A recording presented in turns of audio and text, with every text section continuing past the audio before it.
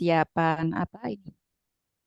Sambil Mm. mempersiapkan diri dari kelompok kalian, mungkin yang lainnya bisa menyusul karena kebetulan ini kan juga di beberapa di antara kalian saya yakin ada yang libur juga seperti itu. Tapi karena saya nggak mau pengen punya utang dengan kelas kalian, ya oke lah kita jalanin aja gitu. Iya, Ibu. Mm. Eh, saya mau jadi moderator sekaligus presentasi kelompok 2, Bu. Oke, oke silakan. Iya, Bu. Assalamualaikum, selamat siang buat teman-teman semua. Sebelumnya saya ngucapin selamat Hari Raya Idul Adha bagi yang merayakan. Sambil menunggu teman-teman yang lain masuk, saya akan memulai mempresentasikan Mm, materi asuhan keperawatan agregat komunitas kesehatan lanjut usia. mm, mm, mm. Sesi pertama yaitu kelompok 2 akan mempresentasikan materinya, dan di sesi kedua adalah sesi diskusi. Bila ada yang akan didiskusikan bisa melalui kolom chat maupun secara langsung. Baiklah, saya akan share screen. Mm, mm.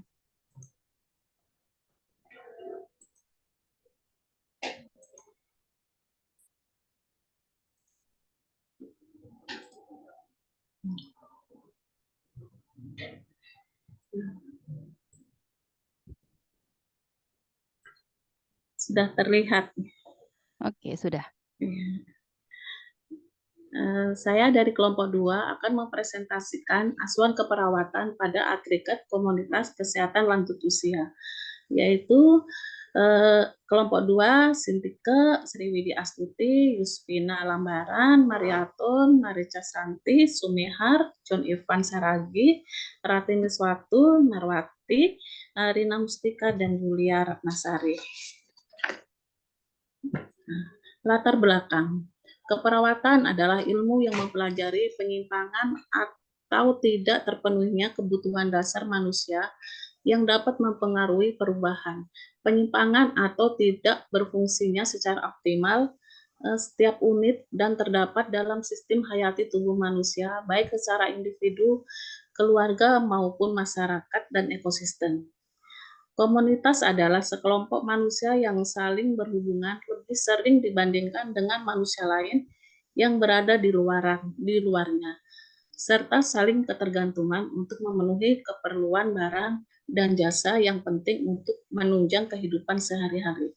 Menurut WHO tahun 1959, keperawatan komunitas adalah bidang perawatan khusus yang merupakan gabungan keterampilan ilmu keperawatan, ilmu kesehatan masyarakat, dan bantuan sosial sebagai bagian dari program kesehatan masyarakat secara keseluruhan guna meningkatkan kesehatan, penyempurnaan kondisi sosial, perbaikan lingkungan fisik, rehabilitasi, pencegahan penyakit, dan bahaya yang lebih besar ditujukan kepada individu, keluarga, dan mempunyai masalah di mana hal ini mempengaruhi masyarakat secara keseluruhan.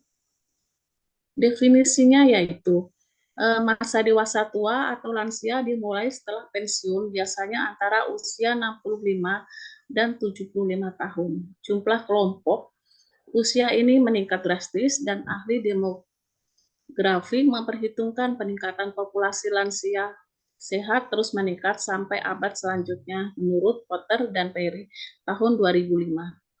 Menurut Organisasi Dunia WHO, usia lanjut meliputi usia pertengahan, middle age adalah kelompok usia 45 sampai 59 tahun. Usia lanjut elderly adalah kelompok usia 60 sampai 74 tahun. Usia lanjut on adalah kelompok usia 75 sampai 90 tahun, dan usia sangat tua very old adalah kelompok usia di atas 90 tahun. Dilanjutkan dengan Mbak Mihar. Dipersilahkan Mbak Mihar. Baik, terima kasih Bu Narwati. Lanjutan, kebutuhan hidup orang lanjut usia. Maslow menyatakan bahwa kebutuhan manusia meliputi, pertama, kebutuhan fisik. Ecological needs adalah kebutuhan fisik atau biologis seperti pangan, sandang, papan, seks, dan sebagainya. Yang kedua, kebutuhan ketentraman atau safety needs adalah kebutuhan akan rasa keamanan dan ketentraman, baik lahiriah maupun batiniah, seperti kebutuhan akan jaminan hari tua, kebebasan, kemandirian, dan sebagainya. Yang ketiga, kebutuhan sosial atau social needs adalah kebutuhan untuk bermasyarakat atau berkomunikasi dengan manusia lain melalui paguyuban, organisasi profesi, kesenian, olahraga, kesamaan hobi, dan sebagainya. Yang keempat, kebutuhan harga diri. Esteem needs adalah kebutuhan akan harga diri untuk diakui akan keberadaannya. Yang kelima, kebutuhan aktualisasi diri. Self-actualization needs adalah kebutuhan untuk mengungkapkan kemampuan fisik, rohani, maupun daya pikir berdasar pengalamannya masing-masing, bersemangat untuk hidup, dan berperan dalam kehidupan. Selanjutnya oleh Mbak Yulia. Next, teori-teori proses menua secara individual. Pertama, tahap proses menua terjadi pada orang dengan usia berbeda. 2, masing-masing lanjut usia mempunyai kebiasaan yang berbeda.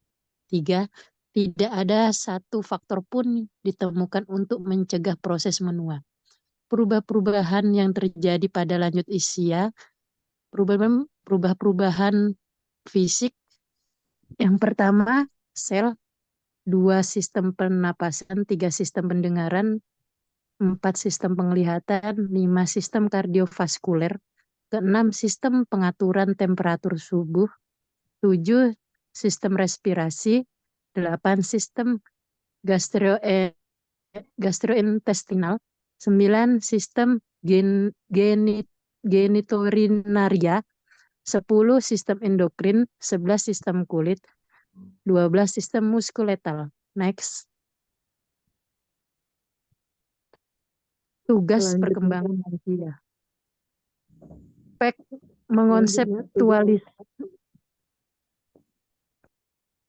tugas perkembangan lansia. Peck mengkonseptualisasikan 3 tugas yang berisi pengaruh dan hasil konflik antara perbedaan integritas dan keputusan. Yang pertama, perbedaan ego versus preokupasi peran kerja. Tugas ini membutuhkan pergeseran sistem nilai seseorang yang memungkinkan lansia untuk mengevaluasi ulang, mendefinisikan kembali pekerjaan mereka. Yang kedua, body transcend versus preokupasi tubuh. Sebagian besar lansia mengalami beberapa penurunan fisik untuk beberapa orang. Kesenangan dan kenyamanan berarti kesejahteraan fisik. Ketiga, transcendence ego versus preokupasi ego.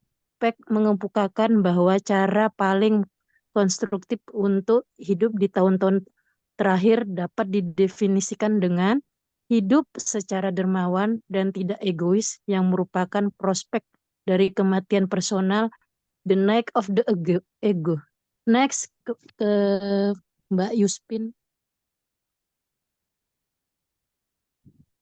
Selanjutnya, permasalahan yang timbul pada lansia. Yang pertama, permasalahan umum, besarnya jumlah penduduk lansia dengan tingginya persentase kenaikan lansia memerlukan upaya peningkatan kualitas pelayanan dan pembinaan kesehatan bagi lanjut usia. Yang kedua, jumlah lansia miskin makin banyak. Yang ketiga, nilai perkerabatan melemah, tatanan masyarakat makin individualistik. Yang keempat, rendahnya kualitas dan kuantitas tenaga profesional yang melayani lansia. Yang keenam, terbatasnya sarana dan fasilitas pelayanan bagi lansia. Yang ketujuh, adanya dampak perkembangan pembangunan yang merugikan seperti urbanisasi dan populasi pada kehidupan dan penghuni lansia. Selanjutnya, Kak Ike. Ya, terima kasih. Next. Ini permasalahan khusus yang terjadi ada terjadinya perubahan normal pada fisik lansia. Perubahan normal atau alami tidak dihindari, cepat dan lambatnya perubahan dipengaruhi oleh faktor kejiwaan, sosial, ekonomi, dan medik.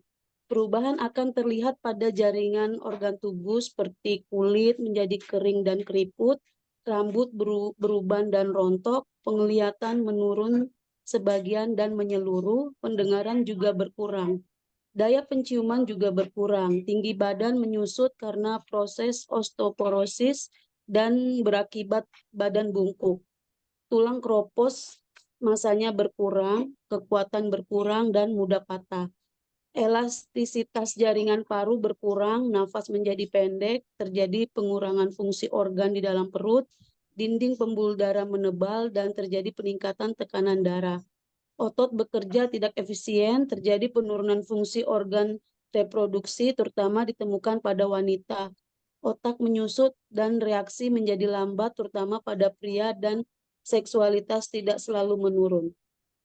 Kemudian yang B, terjadi perubahan abnormal pada fisik lansia.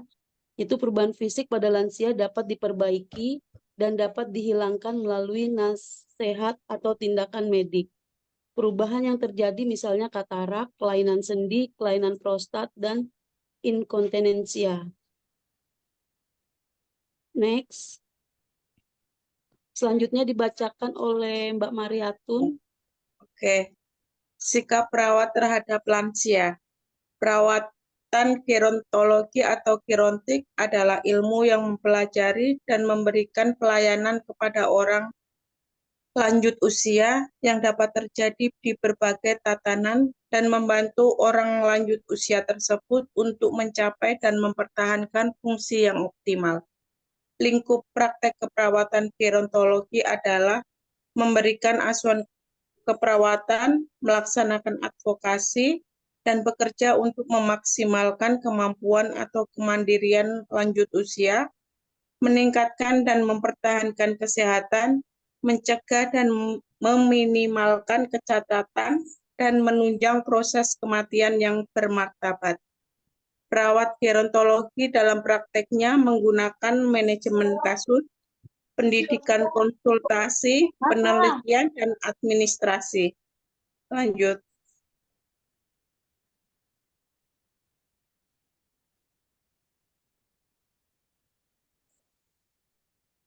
Sambung Mbak Mareca. Ya, terima kasih.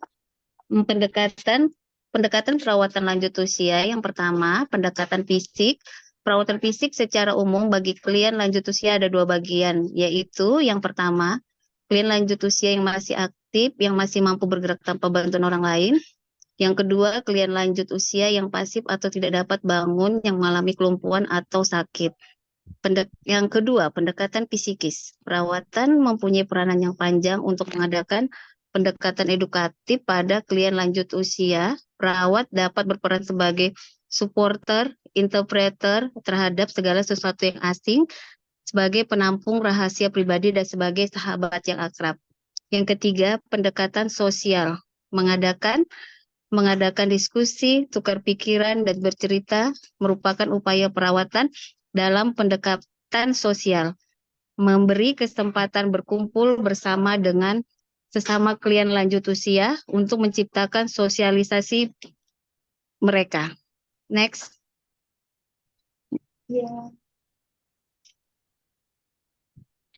Program pemerintah terkait lansia. Tujuan program kesehatan lansia usia adalah meningkatkan derajat kesehatan lanjut usia agar tetap sehat, mandiri, dan berdaya guna, sehingga tidak menjadi beban bagi dirinya sendiri, keluarga maupun masyarakat. Untuk menunjang pembangunan program peduli usia lanjut, Kemenkes sudah memiliki komitmen yang kuat untuk upaya meningkatkan derajat. Adapun program Kementerian Kesehatan dalam upaya untuk meningkatkan status kesehatan para lanjut usia adalah yang pertama, 1, meningkatkan dan pemantapan upaya kesehatan pada lanjut usia di pelayanan kesehatan dasar, khususnya puskesmas dan kelompok lanjut usia melalui konsep puskesmas santun lanjut usia. Yang kedua, peningkatan upaya rujukan kesehatan bagi lanjut usia melalui pengembangan poliklinik geriatri di rumah sakit, peningkatan penyuluhan dan penyebarluasan informasi kesehatan dan gizi bagi usia lanjut, dan sudah disosialisasikan program kesehatan lanjut usia ini ke semua provinsi. Yang ketiga, pemberdayaan masyarakat melalui pengembangan dan pembinaan kelompok usia lanjut usia atau posyandu lansia di masyarakat. Selanjutnya, proses perawatan, pengkajian multimediasional meliputi kesehatan mental, fisik, fungsi tubuh, dan situasi sosial. Pengkajian yang difokuskan pada pengkajian untuk etiologi fisiologis, psikologis, dan lingkungan dari kondisi gangguan mental pada lanjut usia yang dirawat Kusharyadi 2010. A. Data inti, demografi, karakteristik umur, dan seks, vital statistik. Yang kedua, jumlah penduduk. Yang ketiga, pendidikan penduduk. Yang keempat, suku bangsa. Yang kelima, status perkawinan. Yang keenam, nilai dan kepercayaan. Yang ketujuh, agama. B. Data subsistem, lingkungan, fisik, pendidikan, keamanan dan transportasi, politik dan pemerintah, pelayanan sosial dan kesehatan, komunikasi, ekonomi, relasi. Next. Analisis data, diagnosa keperawatan untuk menentukan masalah kesehatan pada masyarakat dapatlah dirumuskan. Diagnosa keperawatan komunitas yang terdiri dari satu, masalah, problem, yaitu kesenjangan atau penyimpangan dari keadaan normal yang terjadi. Yang kedua, penyebab, etiologi, yang meliputi perilaku individu, keluarga, kelompok, masyarakat, lingkungan, fisik, dan biologis, psikologis, dan sosial, serta interaksi perilaku dengan lingkungan. Yang ketiga, tanda dan gejala, sign and symptom, yaitu informasi yang perlu untuk merumuskan diagnosa serta serangkaian petunjuk timbulnya masalah. Selanjutnya dibacakan oleh Bu Widi. Silakan Bu Widi. Iya, mohon maaf Mbak Widinya masih ada tindakan, jadi saya membacakan di sini data.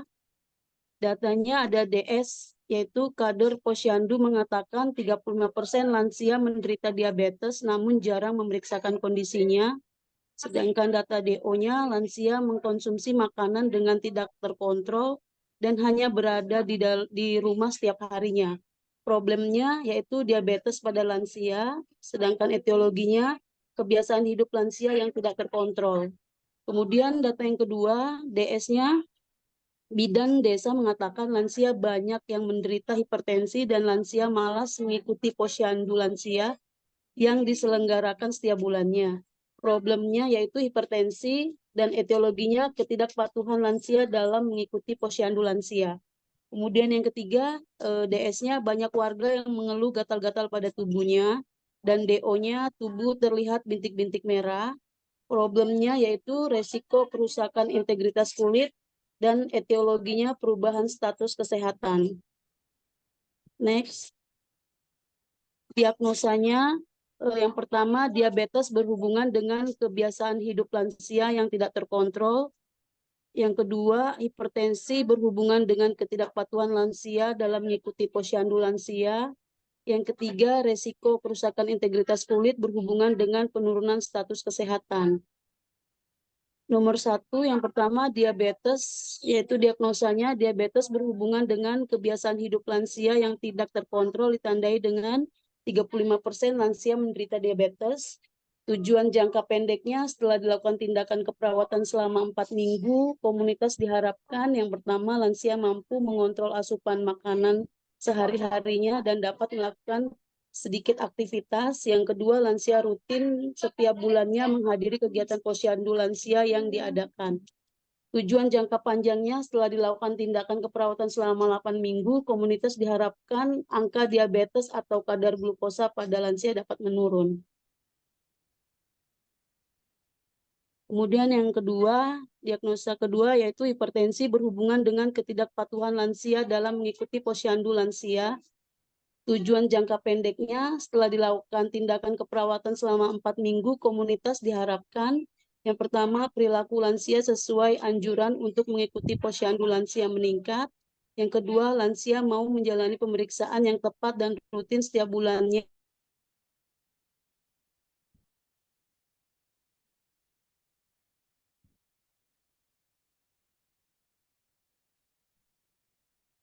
Mengikuti posyandu. Kemudian diagnosa yang ketiga yaitu resiko kerusakan integritas kulit berhubungan dengan penurunan status kesehatan.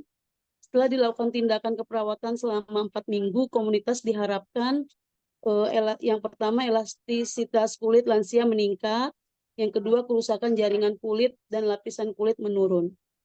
Setelah dilakukan tujuan jangka panjangnya, setelah dilakukan tindakan keperawatan selama 8 minggu, komunitas diharapkan kerusakan jaringan kulit tidak terjadi. Next. Kesimpulannya ialah asuhan keperawatan lansia menghadapi tantangan khusus karena perbedaan fisiologis, kognitif, dan kesehatan psikososial. Lansia bervariasi pada tingkat kemampuan fungsional. Mayoritas merupakan anggota komunitas yang aktif, terlibat, dan produktif. Hanya sedikit yang telah kehilangan kemampuan untuk merawat diri sendiri, bingung atau merusak diri, dan tidak mampu membuat keputusan yang berkaitan dengan kebutuhan mereka. Sekian dari kelompok kami, semoga ilmunya bisa bermanfaat buat kita semua, dan saya kembalikan kepada Kakak Narwati untuk dilanjutkan kembali. Terima kasih. Terima kasih. Demikian presentasi dari kelompok 2. Teman-teman, apakah ada yang didiskusikan? Bisa di kolom chat ataupun langsung.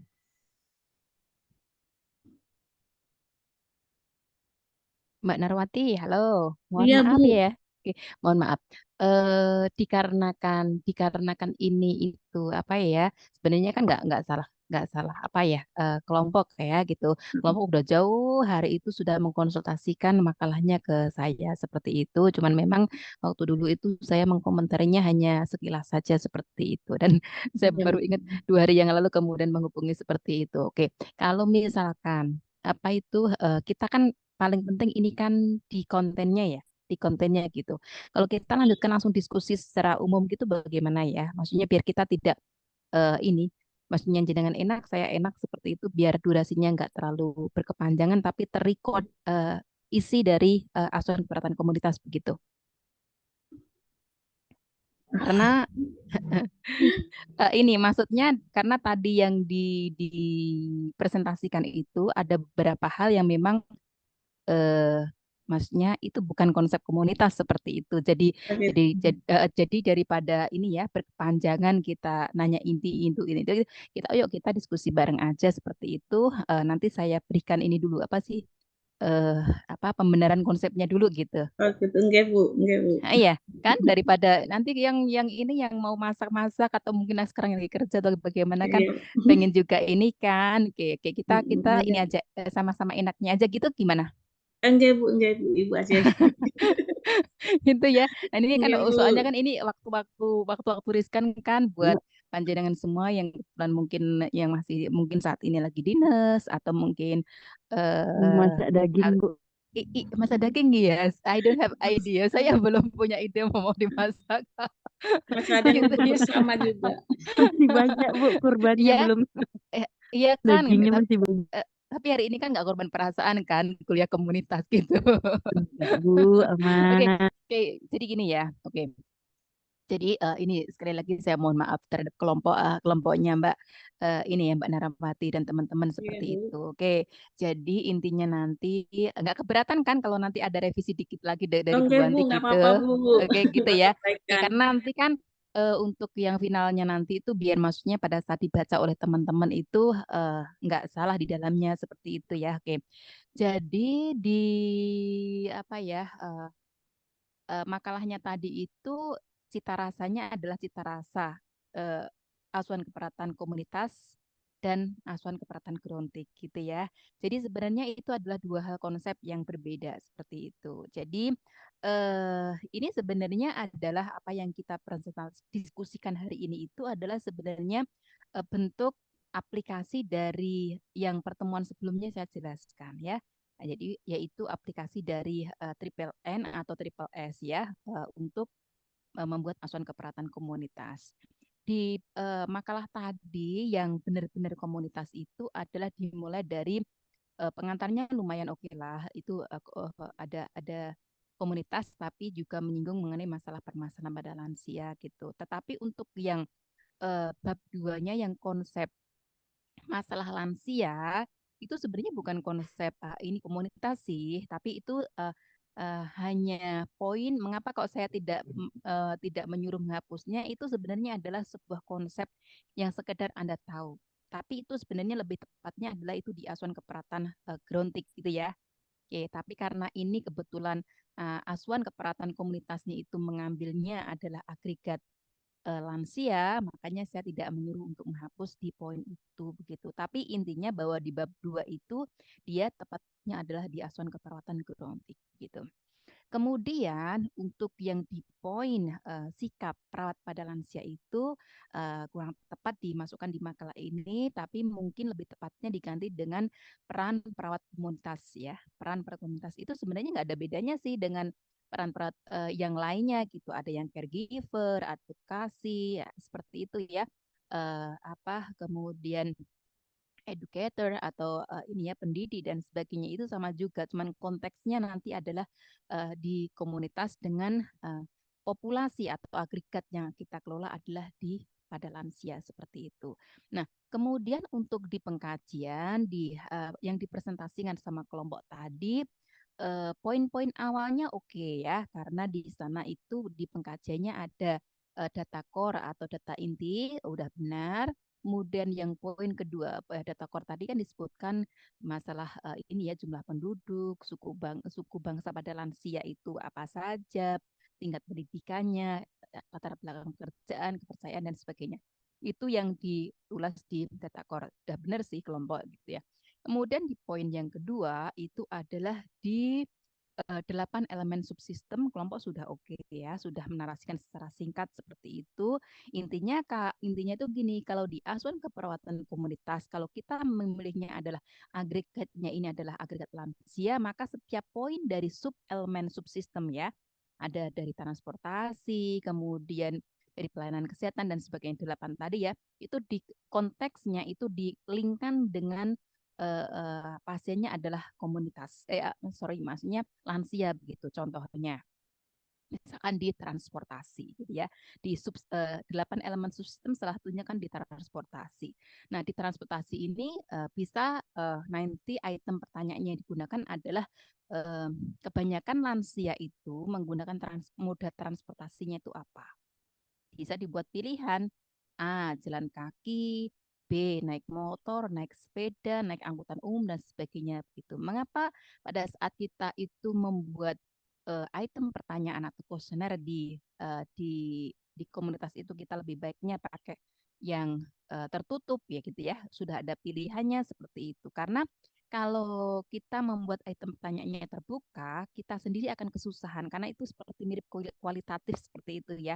Tapi kita lebih mengarah pada kuantitatif sehingga jawaban-jawaban yang sudah dijawab sama ini ya, sama responden lansia itu setelah terkumpul kuesionernya semuanya itu nanti kita akan bisa mengolahnya, ditabulasi gitu ya, di prosentase. Oh, ternyata dari kemarin menyebarkan kuesioner kepada 100 lansia itu ada 50 yang menggunakan moda transportasinya adalah dengan menggunakan sepeda gitu ya. Kemudian yang lainnya ada yang berapa persen, 20% menggunakan jalan kaki, yang lainnya menggunakan angkutan umum seperti itu. Makanya item-item pertanyaannya dibuat item pertanyaan yang sifatnya tertutup, sudah tersedia pertanyaannya. Dan itu bisa dilakukan untuk di semua ini ya, di semua item pertanyaan 8 elemen subsistem itu. Kemudian yang poin ketiga, ini yang belum ada di kelompok kalian itu ada di poin C atau ketiga itu setelah 8 elemen subsistem, poin C itu adalah persepsi masyarakat terhadap kesehatan. Nah, karena kelompok kalian itu mengambil agregatnya lansia, maka adalah bagaimana sih persepsi agregat lansia itu terhadap kesehatan. Itu belum ada. Jadi seberapa penting mereka menganggap kesehatan itu gitu ya. Kemudian yang poin D, yang poin ketiga itu ini pengembangan instrumennya atau kuesionernya itu adalah dikembangkan oleh perawat sendiri ya.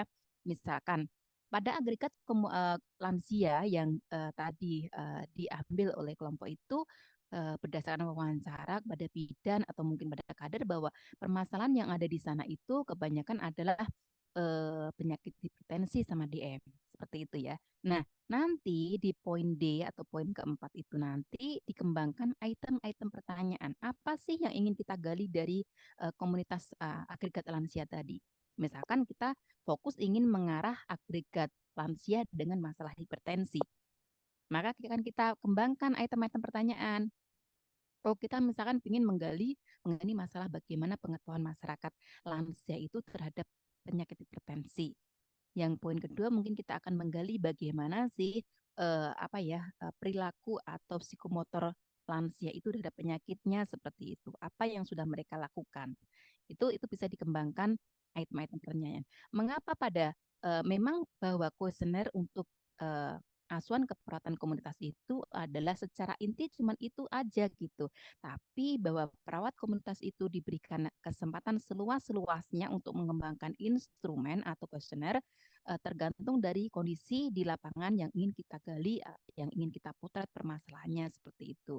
Jadi semakin dalam kita menggalinya dari data yang ada di masyarakat, maka nanti akan kita lebih kaya gitu ya. Sehingga pada saat kita membuat analisa data akan semakin kuat untuk memperkuat diagnosa keperawatannya. Yang berikutnya, ini sepakat nih, kelompok mau ngambil contoh pura-puranya gitu ya. Pura-puranya kelompok mau mengambil masalah di masyarakat apa, penyakit yang banyak gitu, mau hipertensi atau DM, karena nanti ini akan memperluas semakin luas karena fokusnya 2 begitu. Kelompok mengambil apa, hipertensi atau DM? Nah, boleh satu aja gitu, Bu. Maksudnya kita lebih, maksudnya ini sebenarnya kalau pada kenyataannya harus semuanya kan, semua penyakit begitu. Tapi ini hanya kita belajar ini aja ya, untuk pembelajaran saja gitu. Pura-puranya misalnya di kelompok itu yang dominan penyakitnya hipertensi, seperti itu aja. Sebenarnya kalau untuk praktek realnya ya nggak cuma hanya yang dipilih masalahnya cuma hipertensi sih. Semua permasalahan yang ada di komunitas memang perlu kita gali gitu. Cuman kebetulan kan saat ini kelompok Anda kan dapatnya agregat lansia ya gitu. Maksudnya biar ini sih lebih memfokuskan lagi gitu. Gitu ya. Nanti silakan dipilih. Kemudian kita masuk di analisa data ya. Kalau kita masuk ke analisa, mengapa kalau saya tanyakan kelompok kalian mau fokus di mana nih gitu. Lah, di analisa data nanti itu nanti adalah kita akan menganalisa data dari hasil pengkajian yang di atas tadi. Ini pura-puranya adalah kasusnya dengan hipertensi seperti itu. Nah, yang perlu Anda pahami bahwa asuhan keperawatan komunitas beda konsepnya dengan asuhan keperawatan gerontik. Ya, gitu. Jadi, apa yang dipaparkan oleh kelompok dari mulai ini ya, analisa data sampai ke intervensi itu tadi adalah asuhan keperawatan gerontik. Oke. Jadi itu nanti di-del semuanya, dihapus semuanya. Seperti itu. Nah, kita akan mulai ke ini ya, analisa datanya nanti silahkan. Waktu pertemuan sebelumnya, saya masih ingat bahwa Bu Anti pernah menge-share yang namanya ini ya, kesepakatan bersama dari AIPNI. Sebentar, saya kayaknya tadi membuka ini deh. Oke, gimana ya? Oke, saya dulu kayaknya pernah ke ini, bukan ini ya. Oke, bentar, di kesepakatan yang dulu kemarin kan waktu pertemuan sebelumnya saya pernah bercerita tentang ini kesepakatan diagnosa keperawatan oleh AIPNI kan, Asosiasi Perawat Nurse Indonesia itu, ya enggak? Di sebelumnya, di pertemuan sebelumnya itu kan saya mengeser PDF kepada ini kelompok kalian. Sebentar, ini ada. Bentar, ini saya bisa share nggak ini?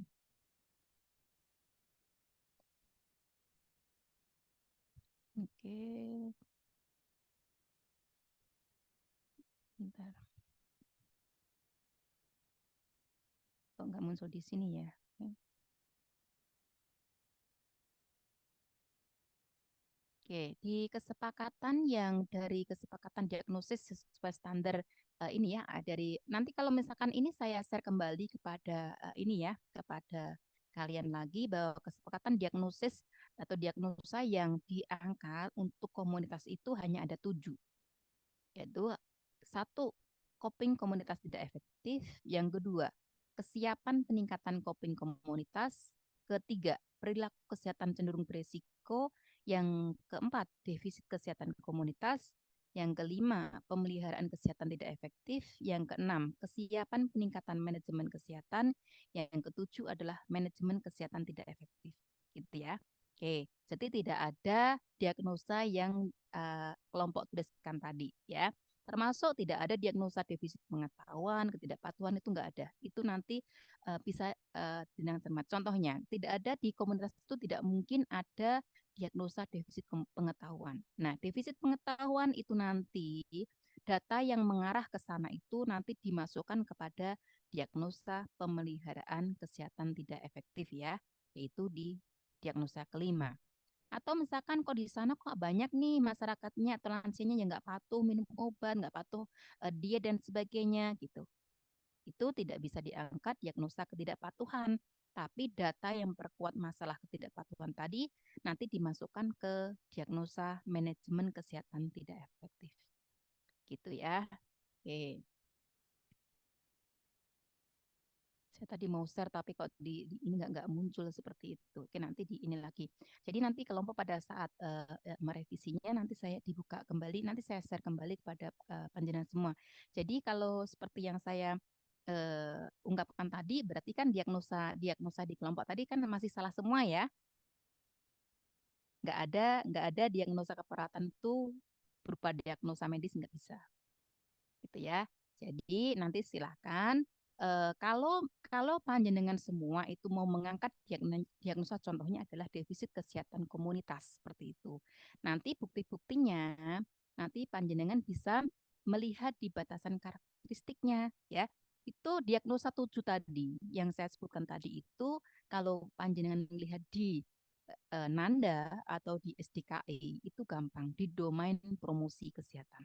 Itu semua ada di situ semuanya seperti itu. Nah, Bu, bagaimana caranya kalau kita pengen memperkuat ini untuk contohnya tadi untuk menegakkan diagnosa defisit kesehatan komunitas. Jenengan tinggal buka di diagnosa tersebut, kemudian lihat di batasan karakteristiknya. Di sana nanti ada yang namanya data mayor, data minornya seperti itu. Nah, dari poin-poin yang ada di sana di batasan karakteristiknya itu tinggal di ini aja dinarasikan sesuai dengan kasus pura-puranya yang jenengan buat tadi gitu. Sebagai contohnya misalkan dari 100 lansia yang kemarin dikaji itu ada sebanyak 30 orang dia positif menderita hipertensi. Seperti itu. Nah, nanti poin yang lainnya silakan. Paling tidak itu 75% dari apa yang tertera di batasan karakteristik, baik data mayor maupun data minornya itu harus terpenuhi. Kalau Anda kalau kita ingin mengangkat diagnosa yang aktual seperti itu. Gitu ya. Oke.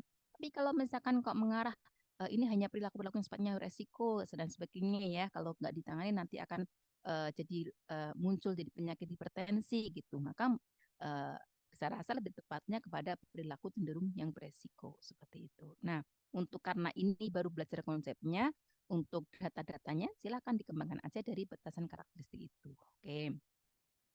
Sudah sampai di sini, sampai di penegakan diagnosa bisa dipahami? Bisa bisa ada gambaran? Bisa ada gambaran nggak ya gitu? Nanti akan Bisa, saya Bu. lanjutkan. Bisa ya? Bisa dipahami karena kalau misalkan ada yang kurang jelas atau bagaimana mungkin akan saya ulangi dulu sebelum saya lanjutkan ngomong yang tahap step berikutnya gitu. Monggo saya persilakan dari diskusinya kita langsung aja di sini gitu, tidak tidak ke kelompok begitu. Saya persilakan dulu. Mungkin ada yang dari apa yang sudah saya jelaskan tadi ada yang kurang dipahami.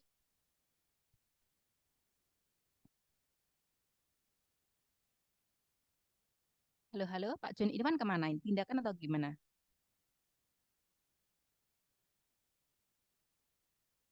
Halo, halo, Pak Joni Irwan, halo, halo, halo, halo. Oke. Di otaknya, di otaknya ngoperasi yang dibahas komunitas gitu loh, yang nggak relate ya, nggak ada hubungannya sama sekali gitu kan. Udah selesai ya, Pak Joni Irwan, udah selesai tindakan ya. Oke.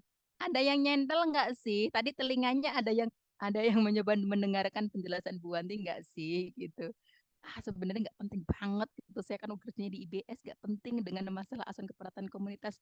Ya memang untuk ke lapangannya memang nggak penting, tapi nanti kan Anda semua kan menghadapi UAS kan, ada UAS, ada UKOM-nya gitu lah. Yang ditanyakan kan tidak masalah ini kan gitu. Oke, yang latar belakangnya IBS dengan senang hati nanti karena UKOM-nya kan kebanyakan di soal KMB gitu ya. Tapi yang jelas aja meskipun soal UKOM itu hanya sekitar 15 soal lah gitu. Maksimal 15 soal yang akan diambil dari catatan komunitas atau menfrontik itu, tapi kan harus dijawab kan gitu loh. Jadi kalau seandainya kita memang paham konsepnya, meskipun Anda semua nggak bekerja di komunitas, kan bisa UKOM-nya bisa nilainya oke gitu loh maksud saya gitu. Oke. Pak John Ivan, ada yang nyambung nggak sih dari yang dijelaskan Bu Wanti atau perlu saya ulangi sekali lagi begitu?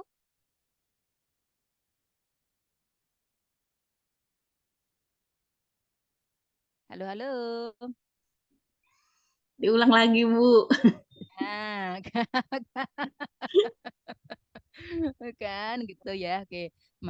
Kita kan apa ya kuliahnya nggak cuman yang penting itu the time is over gitu kan, waktunya udah habis Bu, selesai materinya, enggak sekedar itu kita, tapi kita kan pengennya tambah sesuatu yang ini gitu. Jadi nanti pada saat dengan mengerjakan soal hukumnya juga bisa, nggak ini banget, nggak ngawur-ngawur banget gitu ya.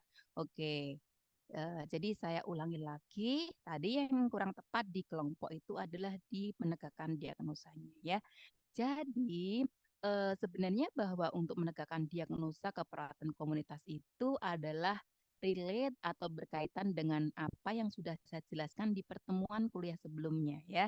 Saya pernah menge-share sebuah PDF dari kesepakatan AIPNI seperti itu ya, Asosiasi Profesi Nurse Indonesia seperti itu, bahwa di dalamnya itu ada yang namanya kesepakatan, salah satunya adalah di diagnosa keperawatan komunitas seperti itu. Jadi, kalau untuk memudahkannya, panjenengan kalau untuk menegakkan diagnosa keperawatan komunitas itu adalah tinggal dilihat di buku Nanda atau di SDKI, lihat di bagian domain promosi kesehatan. Nah, di domain promosi kesehatan itu, sesuai dengan kesepakatan AIPNI itu, ada 7 diagnosa yang disepakati bersama-sama yang sudah saya jelaskan di awal tadi begitu. Nanti kalau biar nggak keteteran diagnosanya apa saja, nanti saya share kembali ya PDF-nya kepada jenengan semuanya seperti itu. Ada 7 diagnosa yang bisa dipakai untuk menegakkan diagnosa komunitas gitu ya. Jadi tidak ada diagnosa yang munculnya berupa diagnosa medis dan sebagainya, enggak ada. Jadi intinya itu bahwa diagnosa di komunitas bukan diagnosa individual gitu ya. Oke. Jadi nanti kalau menjawab di soal UKOM, kalau jenengan hafal 7 diagnosa itu gampang. Yang di luar itu jelas langsung salah disilang kan, maksudnya enggak excluded, langsung dikeluarkan seperti itu. Jadi pada saat dengan mau persiapan hukum itu nanti kalau misalkan nanti kan soal diagnosa pasti akan keluar gitu ya. Jadi yang dibuka di buku Nanda atau di SKI cukup 3 itu aja. Cukup ini di domain promosi kesehatan saja seperti itu ya. Nah, untuk menegakkan diagnosa tadi dari 7 tadi itu adalah cara mudahnya gini. Jenengan tinggal mencermati di batasan karakteristik ya. Nah, di buku Nanda SDIK itu kan yang pertama kan definisi, kemudian diagnosanya apa, definisi, yang bawahnya itu kan batasan karakteristik. Nah, tinggal itu dinarasikan saja nanti di kolom analisa data panjenengan, dinarasikan yang DODS-nya tadi ya. DODS-nya itu nanti dinarasikan berdasarkan dari batasan karakteristiknya. Gitu. Jadi bisa dipahami ya seperti itu. Dan kalau untuk etiologinya itu jenengan tinggal dilihat bagian bawah lembar nanda itu atau DSIKI paling bawah itu ada faktor yang berhubungan ya, yaitu ada faktor yang berhubungan gitu ya. Itu nanti tinggal jenengan milih salah satu yang kira-kira mewakili kondisi agregatnya tadi apa. Gitu. Itu kalau yang dikelola adalah agregat. Tapi kalau misalkan yang dikelola adalah ini ya untuk komunitas besar gitu ya. Satu RT, satu desa atau gimana, tidak hanya lansia saja ya, silakan. Sama untuk diagnosanya melihat dari 7 diagnosa tadi begitu. Cuman untuk skopnya memang lebih luas seperti itu ya. Gitu. Oke. Bisa dipahami ya untuk yang bagian penegakan diagnosa. Kemudian setelah penegakan diagnosa, sebenarnya ada satu step lagi yaitu di prioritas masalah. Nah, di prioritas masalah ini kita akan scoring gitu ya. Dari contohnya tadi kita menegakkan 3 diagnosa. 3 diagnosa itu nanti ada satu step yaitu ini scoring prioritas masalah. Mana sih masalah yang akan didahulukan? Itu ada teknik scoringnya. Itu nanti berdasarkan item-item. Ada sekitar berapa gitu ya? Ada belasan item gitu. Diagnosa satu, misalnya kita punya diagnosa 3, defisit keperawatan komunitas, kemudian perilaku dan beresiko, ataupun yang terakhir adalah manajemen kesehatan yang tidak efektif seperti itu. Nah, dari 3 ini kita pengen tahu nih mana yang harus dilakukan didahulukan seperti itu, dilakukan prioritas masalah. Nah, scoringnya nanti akan bisa saya berikan di ini ya. Ada ini ya, misalnya diagnosa 1 itu nanti akan kita lakukan penapisan masalah itu di skor dulu, dilihat dari item contohnya. Contohnya adalah dilihat dari aspek SDM-nya.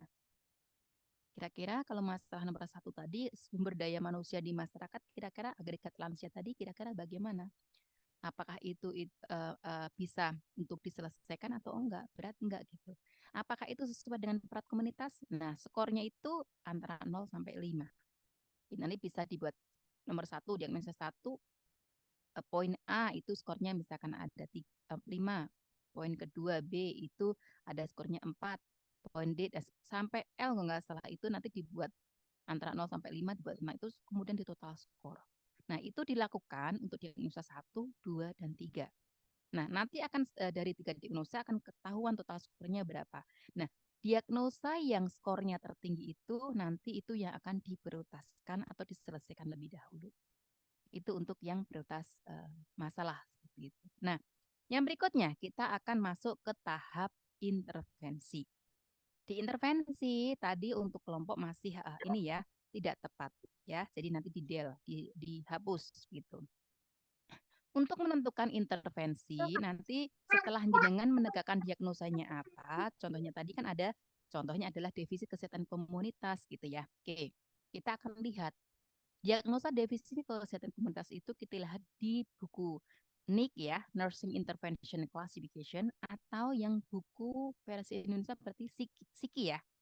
SIKI ya berarti ya. Oke, kita lihat di sana.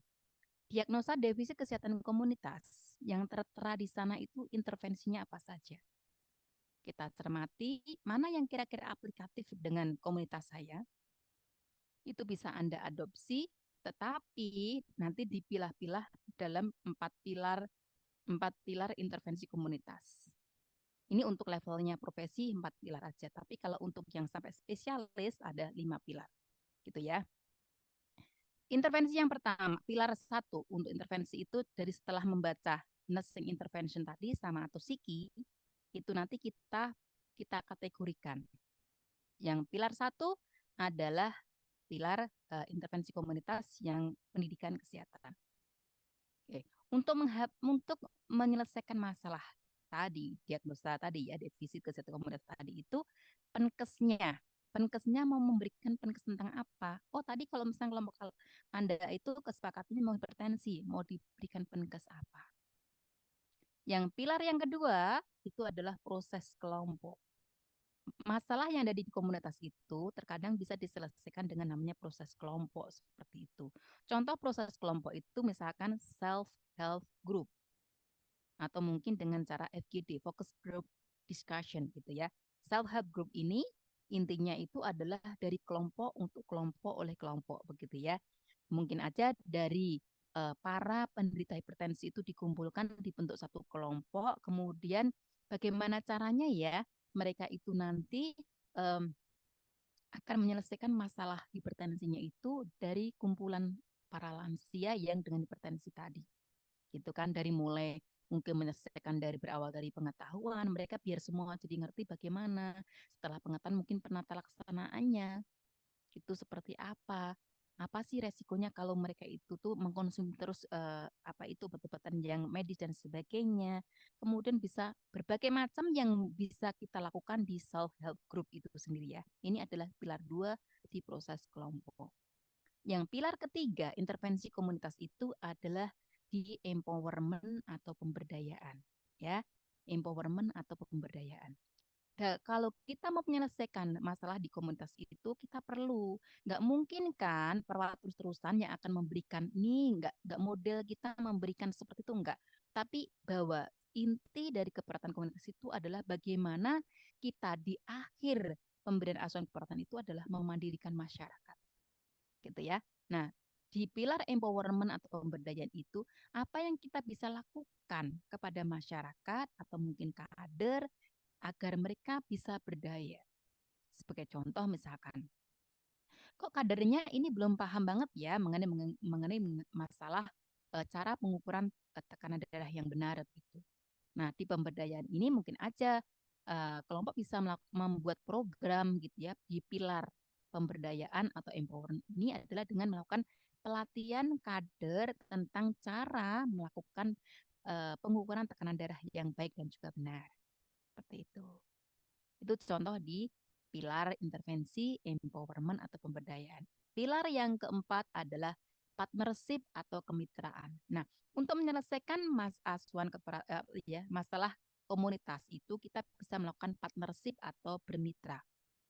Ya, apalagi kalau misalnya kita yang kelola adalah komunitas lingkupnya besar gitu ya. Kalau tadi kan cuma agregat lansia gitu kan, subnya saja seperti itu. Nah, pada saat kita menyelesaikan masalah tadi ya hipertensi pada komunitas itu tadi itu kita perlu bermitra dengan siapa? Misalkan bisa lintas sektor atau lintas program bisa ya. Oh kok kita nggak ini merasa kita nggak percaya diri nih kalau kita mau bercerita mengenai masalah dietnya atau apa khusus pada lansia seperti itu dengan hipertensi. Maka kita mungkin aja bisa berkolaborasi dengan nutrisionis atau ahli gizi gitu ya, bercerita mengundang mereka bekerja sama untuk bercerita kepada masyarakat umum. Jadi ini kita di pilar untuk yang partnership. Gitu ya. Oke, itu 4 pilar tadi yang biasanya pilar intervensi komunitas tadi itu dilakukan oleh nurse ya, dilakukan oleh nurse 4 pilar itu tadi. Tapi kalau untuk yang levelnya untuk yang sudah ini ya spesialis seperti itu bisa ke pilar yang kelima adalah tindakan profesional. Jadi untuk yang profesional nggak usah aja dilakukan oleh panjenengan seperti itu. Gitu ya. Itu untuk yang diintervensi. Gitu. Nah, setelah kita membuat intervensi tadi, ada langkah berikutnya adalah kita membuat POA atau Plan of Action. Nah, Plan of Action itu intinya adalah kegiatan satu tadi di pilar satu tadi ya yang di pendidikan kesehatan itu nanti diagnosa satu tadi itu mau dilakukannya kapan? Dibentuk kolom-kolom POA ya, Plan of Action ya, seperti itu. Diagnosa satu tadi di pilar satu katanya mau jadi setiap ini ya di setiap diagnosa ada 4 pilar berarti ya. Oke. Jadi kalau diagnosanya 3 berarti nanti ada 12 pilar. Seperti itu. Ya, diagnosa 1 defisit kesehatan komunitas. Pilar 1 penkesnya. Penkesnya mau mengadakan misalkan program Sigareng gitu ya. Misal Sigareng gitu singkatan tentang apa gitu ya. Itu nanti bahwa hari ini atau kapan mau diadakan, di mana, biayanya itu dari mana, itu PJ-nya siapa, buat kolom POA seperti itu ya, tabel-tabel seperti itu dari tiga diagnosa tadi seperti itu. Dan yang terakhir adalah diimplementasi. Implementasi silakan sih, tinggal aja itu sudah dilakukan kapan seperti itu dan dievaluasi. Evaluasi ini yang di tahap terakhir ya, tahap terakhir dari proses keperawatan dievaluasi. Evaluasi jangka pendek, jangka panjang silakan seperti itu dan yang terakhir adalah di RTL atau rencana tindak lanjutnya. Seperti itu ya. gambaran untuk asuhan kegiatan komunitas. Terutama untuk kelompok nih yang nanti akan merevisi dari makalahnya, adakah yang ditanyakan?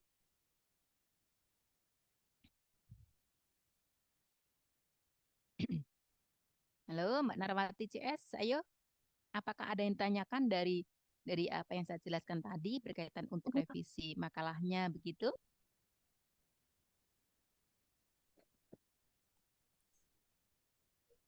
Belum Bu, nanti kalau ketemu yang mau ditanyakan WA Ibu aja.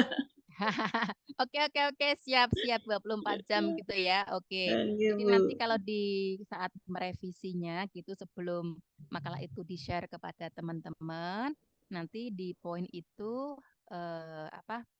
Kalau enggak nanti saya kasih contoh ini ya, contoh kayak kayak ini ya, contoh kayak kasus ini ya. Kayak kasus di lapangan gitu ya. Biar Oke, punya Bu. punya gambarannya seperti itu Oke, gitu. Bu. Oh, ternyata buat POA itu kayak gitu ya. Untuk yang intervensinya kayak apa gitu, nanti saya direvisi, saya berikan contoh apa bentuk laporan asuhan kekuatan komunitasnya. Kemudian saya share lagi dengan PDF kesepakatan AIP ini tadi ya. Oke, Bu. Jadi saat merevisinya itu jangan sekan-sekan buka bukunya ya, karena buka kepeannya dibuka dulu gitu, baru diketik seperti itu ya. Jadi nanti buka buku PDF-nya, buka buku Nanda atau SDKI dan juga Siki atau NIK-nya yang dipunya apalah seperti itu, gitu ya, gitu. Oke, nanti saya ini ya, saya apa? Saya kembalikan lagi untuk ininya, apa makalahnya di bagian mana yang harus diperbaiki seperti itu, dan file-file pendukungnya untuk revisinya nanti saya kirimkan ke Mbak Narmati aja ya. Oke, Bu. Oke, Bu. Oke. Oke, sudah. Saya rasa sudah cukup untuk hari ini begitu. Adakah yang perlu ditanyakan kembali sebelum saya tutup seperti itu? Semoga aja ada ini ya dari apa yang sudah saya jelaskan tadi itu kalau kalau benar-benar ada yang stay tune memang mendengarkan dari awal sampai akhir itu bisa memahami mana yang masih kurang tepat dari yang dijelaskan sama kelompok tadi begitu ya. Tapi itu salah satu strategi saya gitu untuk biar bahwa tadi itu masih kurang tepat seperti itu yang tepatnya bagaimana biar panjenengan semua tahu seperti itu.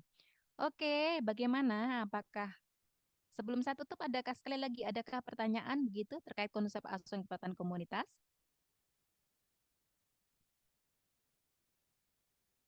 Tidak ada, Bu.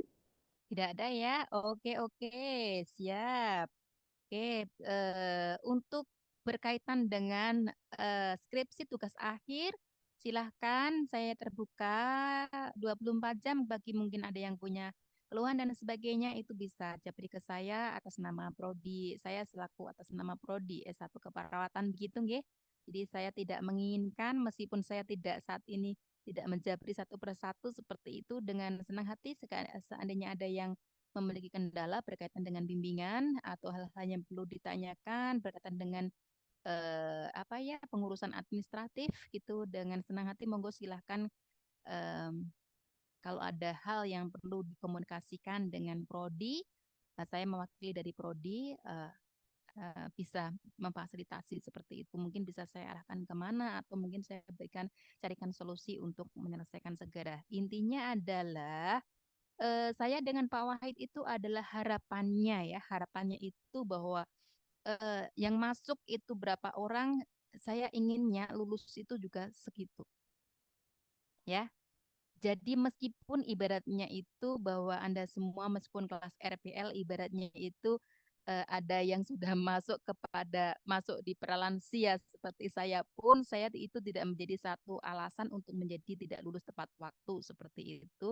Jadi kita bisa mendampingi menyesuaikan dari bagaimana kondisi panjenengan semua seperti itu ya. Oke, semoga kita nanti bisa bertemu dengan jumlah yang sama saat masuknya nanti ya, terutama yang masih aktif kuliah seperti itu. Oke, semoga aja bermanfaat dari apa yang kita diskusikan kali ini. Semoga bermanfaat dan mohon maaf juga. Oke, terakhir juga saya juga mengucapkan ini ya, selamat Idul Adha bagi yang merayakan dan bagi yang lainnya yang sedang liburan, selamat melanjutkan liburannya bersama dengan keluarga semuanya. Bye-bye. Assalamualaikum. Saya mohon izin. Waalaikumsalam. Waalaikumsalam warahmatullahi wabarakatuh. Terima kasih Bu Suwanti. Sama-sama. Saya mohon izin ini ya, keluar dari Bu. Iya, Bu. Terima kasih, Bu. sama-sama. Terima kasih, Bu. Sama-sama.